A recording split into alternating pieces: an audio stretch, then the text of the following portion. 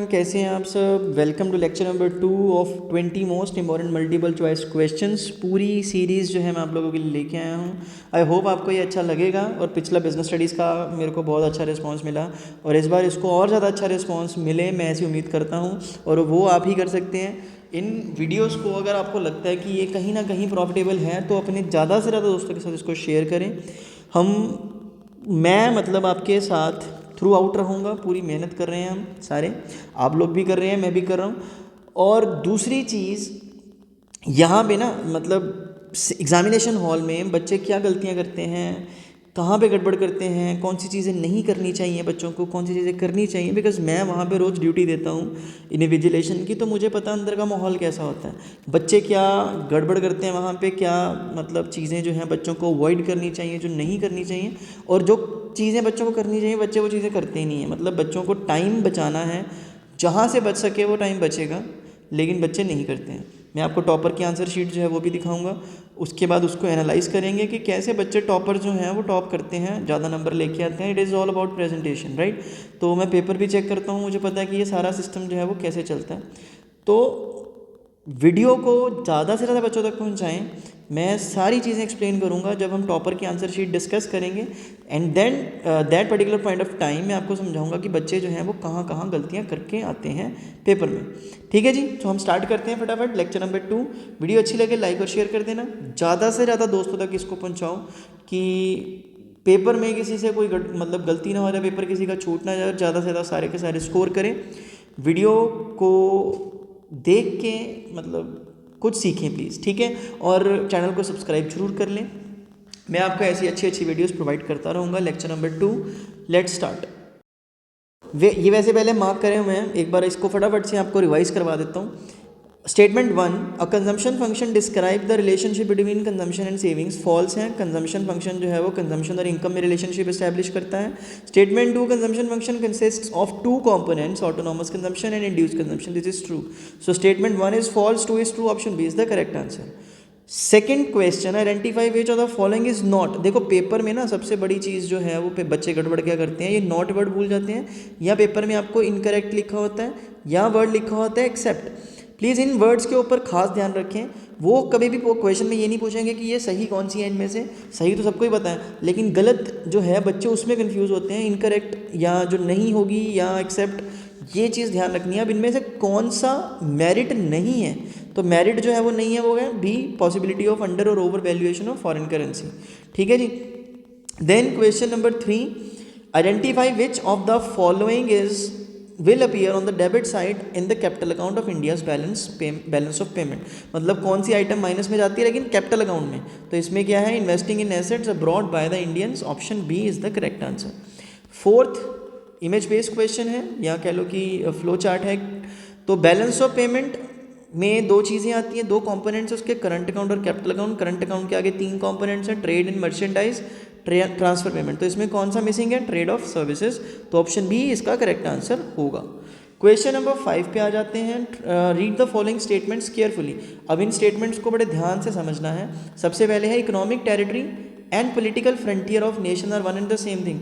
देखो economic territory और political frontier दोनों डिफरेंट चीज़ें होती है, तो पहली स्टेटमेंट तो फॉल्स हो गई। Second, American embassy in India is part of economic territory of India, ये इकोनॉमिक टेरिटरी ऑफ इंडिया का पार्ट नहीं है, तो ये भी फॉल्स है। तो ऑप्शन डी इसका करेक्ट आंसर होगा। Both the statements are false. I hope आपको ये समझ में आ गया होगा। Question number 6, read the following statements carefully and answer the correct option accordingly. So statement 1, money is a commodity which is generally accepted as a medium of exchange. True, money को as a medium of exchange use किया जाता है. Second, money solved the problem of double coincidence of wants. Yes, barter system की जो बड़ी problem थी उसने इसको भी ख़त्म कर दिया है, तो ऑप्शन सी इसका करेक्ट आंसर होगा। Both the statements are true. अब एक इमेजिनरी इकोनॉमी है जिसमें ऑटोनॉमस कंजम्पशन 500 करोड़ है, मार्जिनल प्रोपेंसिटी टू कंज्यूम 0.8 है। सेविंग फंक्शन जो है वो इकोनॉमी का क्या होगा। देखो सेविंग का क्या फंक्शन होता है, वाई माइनस सी, मतलब इनकम में से कंजम्पशन माइनस कर देंगे तो हमारे पास सेविंग आ जाएगी। अब सी जो है वो क्या है, 500 प्लस 0.8 वाई। अब सी की जगह पे जो है वो आप ये वैल्यू पुट कर देंगे, यहाँ पे सी की जगह पे -500 माइनस 0.8 वाई, और यहाँ पे y तो है ही हमारे पास ऑलरेडी, तो एक y में से 0.8 y माइनस किया तो कितना आ जाएगा, 0.2 माइनस 500। तो यहाँ पे ऑप्शन डी इसका करेक्ट आंसर हो जाएगा। Simple. Question number 8. Read the following statement, assertion and reason. Choose the correct alternative from those given below. Assertion है the maximum value of marginal propensity to save can be unity. Maximum value marginal propensity to save की क्या हो सकती है? एक, yes true. At the break even level of income savings are zero. ये भी true है, लेकिन ये इसको करेक्टली एक्सप्लेन नहीं कर पा रही है, तो ऑप्शन बी जो है इसका करेक्ट आंसर होगा. Now move on to the question number 9. Again identify the incorrect. देखा मैंने आपको बोला था कि इनकरेक्ट ही होगा, कभी भी करेक्ट नहीं होगा. हमने कैश रिजर्व रेशो के रिगार्ड में जो इनकरेक्ट स्टेटमेंट है वो नीचे से देखनी है, ढूंढनी है. तो इसमें सी होगा, it is not binding on the commercial bank. ये कमर्शियल बैंक्स के ऊपर बाइंडिंग होती है.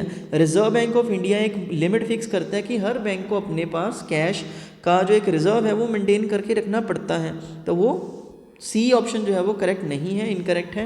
Last 10th question macro economics का. Read the following statement, assertion and reason. Choose the correct alternative from those given below. अब assertion जो है वो क्या है? Equilibrium level of income is determined when ex ante saving spending and ex ante output are equal. ये true है. अब x एंटे spending क्या होती है? प्लान स्पेंडिंग, जो हम अपनी मर्जी से प्लान करके इंटेंशन के साथ जो है वो करते हैं. The equilibrium level of income may or may not be the same at the full level of output. This is also true. तो इसका आंसर जो है वो ऑप्शन बी है. ये दोनों सही है, लेकिन रीजन असर्शन को करेक्टली एक्सप्लेन नहीं कर रहा. Then question number 17, Indian economic development पे आ जाते हैं. 18 से स्टार्ट होते हैं. अब सबसे पहले वो क्या कह रहा है कि जो ब्रिटिशर्स हैं उनके टाइम में इंडिया की फॉरेन जो ट्रेड थी उसके क्या फीचर्स थे? एक्सेप्ट, तो एक्सेप्ट तो यही था, free trade from India to rest of the world. ये नहीं होता था उस टाइम पे. 19th question, China was able to control its rapid population growth rate owing to dash one child policy. Simple. Then modernisation is an important economic planning objective that focuses on dash. अब modernisation जो है वो किस चीज़ के ऊपर focus करता है? Option 1 and 3. तो इसका आंसर होगा C, that is adoption of new technology. ये भी सही है. और सोशल आउटलुक में एक चेंज लेके आना. इनकम और वेल्थ का डिस्ट्रीब्यूशन तो इक्वल पॉसिबल ही नहीं है. ठीक है जी. Then question number 21. तो इसका क्या है? The present day rapid industrial growth in China can be traced back to the economic reforms introduce in 1978 where initially reforms were initiated in agriculture, foreign trade and investment sector. ये सही है. The policy of dual pricing, ये भी सही, आपने पढ़ा होगा. China का डुअल प्राइसिंग पॉलिसी अडॉप्ट करी थी चाइना ने. तीसरा नहीं है. ठीक है. उन्होंने स्पेशल इकोनॉमिक जोन जो है उनको रिवोक नहीं किया था, ख़त्म नहीं किया था. तो C is the correct answer. Question number 22, very simple, very easy question. So dash farming is a system that is helpful in restoring and maintaining and enhancing the ecological balances organic. 23rd, read the following statements carefully. India, Pakistan and China have similar physical endowments but totally different political system. Yes, Pakistan, China, India का political system different है, physical endowment same है. Both India and Pakistan laid great emphasis on creating a large private sector. ऐसा नहीं है, दोनों ही mixed economies हैं. ठीक है. तो दोनों का मिक्सचर चलता है, प्राइवेट सेक्टर का और गवर्नमेंट सेक्टर का. तो ऑप्शन ए जो है इसका करेक्ट आंसर है. First statement is true, second is false. अब 24th अगेन मिसिंग निकालनी है कि जो ह्यूमन कैपिटल फॉर्मेशन है उसके सोर्सेज क्या होते हैं. तो इसके सोर्सेज होते हैं expenditure on health, expenditure on migration. तो ये सही होगा option D. 25th question, from the type of workers given in column 1 identify the correct nature of work in column 2. So cement shop owner जो है वो self employed होगा, construction worker casual worker होगा, civil engineer regular salaried होगा. तो इसका answer होगा option C. Then 26th question, after the implementation of economic reforms, Pakistan experienced a slowdown of growth due to various reasons including dash. अब ये कौन सा reason है? सबसे तीनों ही हैं वैसे तो. एक वॉलेटाइल परफॉर्मेंस था एग्रीकल्चरल सेक्टर में, मतलब गारंटी नहीं होती थी कि परफॉर्म करेंगे कि नहीं करेंगे अच्छा. ओवर रेमिटेंस और over dependence on remittances from abroad, ये तो अभी भी है. पाकिस्तान जो है वो फॉरेन कंट्रीज़ के ऊपर डिपेंडेंट है पैसे के लिए. और पॉलिटिकल इंस्टेबिलिटी जो है वो तो शुरू से ही है. तो C is the correct answer. 27 last question, assertion reason in India recent past Indian economy has been facing process of jobless growth. ये सही है. Jobless growth refers to a situation where an economy is able to produce more goods and services without generating additional employment. ये भी सही है, लेकिन इसका correct explanation नहीं है. तो ऑप्शन बी इसका करेक्ट आंसर होगा. सो आई होप वीडियो अच्छी लगी होगी. अच्छी लगी तो प्लीज़ लाइक कर देना, सब्सक्राइब कर लेना चैनल को, और वीडियो को मैक्सिमम शेयर करो. ठीक है बच्चों, अपने दोस्तों के साथ, बिकॉज हम we are here to help each other, right. तो व्हाट्सएप ग्रुप ज्वाइन कर लें. मैं आपको नेक्स्ट वीडियो में मिलता हूँ with many more new things. तब तक के लिए टेक केयर, ध्यान रखिए अपना, बाय बाय।